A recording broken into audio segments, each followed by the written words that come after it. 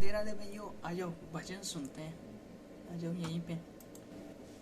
हम प्रभु की भी सेवा करते हैं तो सौदेबाजी के साथ, बिना सौदे के प्रभु की भी सेवा नहीं करते। कि देखो कैसी हमारी बुद्धि गिर चुकी है। बिहारी जी, आपके लिए फूल बंगला 5 लाख का बनवाएंगे, आप हमारा ये काम कर दीजिए। आप विचार करो, क्या तुम बोल रहे हो, तुम्हें समझ में नहीं आ रहा?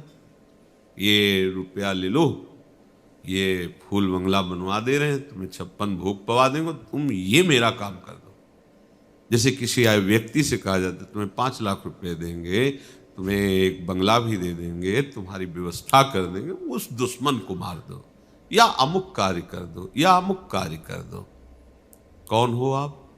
भक्त हो आप भगवान की सेवा कर रहे हो, आप भगवान की उपासना कर रहे हो कि उनको आदेश कर रहे हो? मालिक तुम बन गए अपने शरीर के, अपनी कामनाओं के। कहां हो तुम मालिक? शरीर पर तुम्हारा अधिकार है, जब जहां जो जैसा होना वैसा हो जाएगा, तुम रोक पाओगे? अरे प्रभु को प्रभु की जगह रखो, प्रभु को नौकर बनाने की कोशिश मत करो।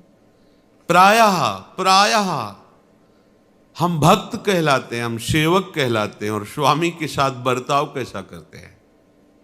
तुम्हें हम पाठ सुना देंगे, तुम्हारे मंत्र का इतना जप करेंगे, पर इतना काम करना होगा आपको। क्या क्या है तुम्हारी बुद्धि? बोले फिर हमारा काम कैसे चलेगा? तुम्हारे मांगे बिना वो समझेंगे थोड़ी तुम्हारी बात।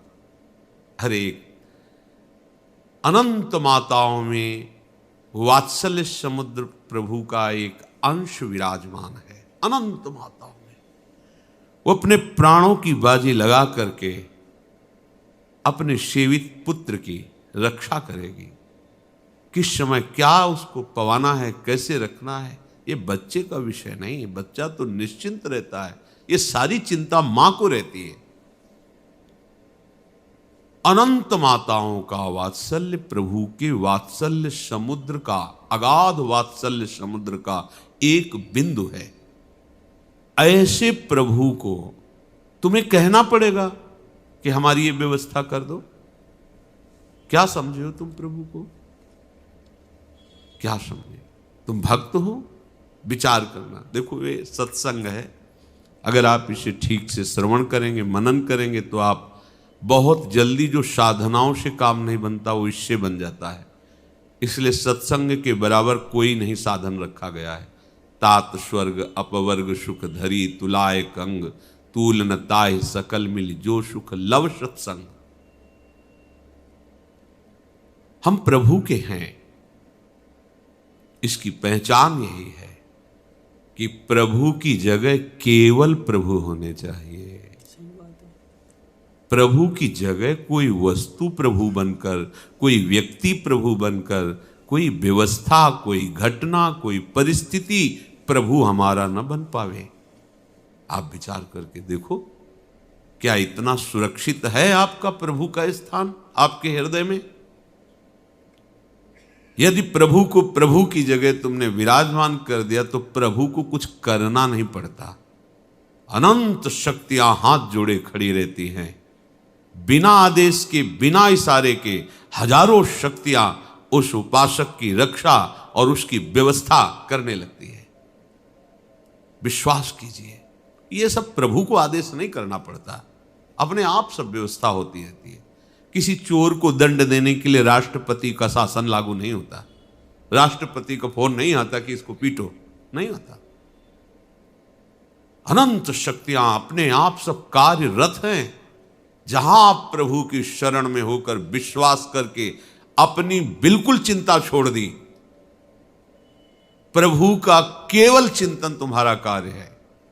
भगवान की मांग है, वो चाहते हैं तुम्हें करना पड़ेगा। अनन्यस चिंतयन्तो माम, बस इतना तुम्हारा कार्य है। अनन्य चिंतन, अनन्य आश्रय। फिर तुम्हें मांग नहीं करनी पड़ेगी।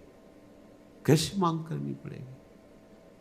सर्वज्ञ, सर्वत्र, सर्वशक्तिमान और सर्वसुहृद, सुनने में कितना ही आनंद। सुहृदम सर्वभूतानाम। ओहो, विचार करो आप। जिसको हमने अपने प्रभु के स्थान पर विराजमान किया है वो सर्वज्ञ है, उसको बताने की जरूरत नहीं। वो सर्वशक्तिमान है, कुछ भी ऐसा नहीं जो उससे हो नहीं सकता। जो था, जो है, जो होगा, सब उसी से होता है।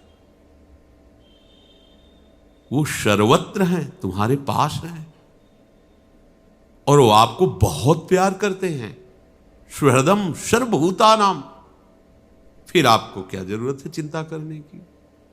फिर आपको यह कहने की कैसे जरूरत पड़ गई कि हम आपको भोग लगा देंगे, आपका ये कर देंगे, आप हमारा काम ये कर दो? कितनी मंद बुद्धि है। ऐसे सर्व समर्थ स्वामी से काम करवाना चाहते हो? अरे ये आपका काम नहीं, उन्हीं का काम है।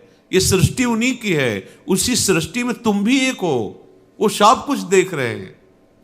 तुम जो गलती कर रहे हो, अभिमान कर रहे हो, कर्तृत्व भोक्तृत्व भाव रख रहे हो, यही तुम्हारी समस्या है। इस समस्या से उठो। सुनने में कितना ही आनंद आता है। ऐसा आपको अच्छा लगा होगा सत्संग सुनने में तो प्लीज लाइक कर देना।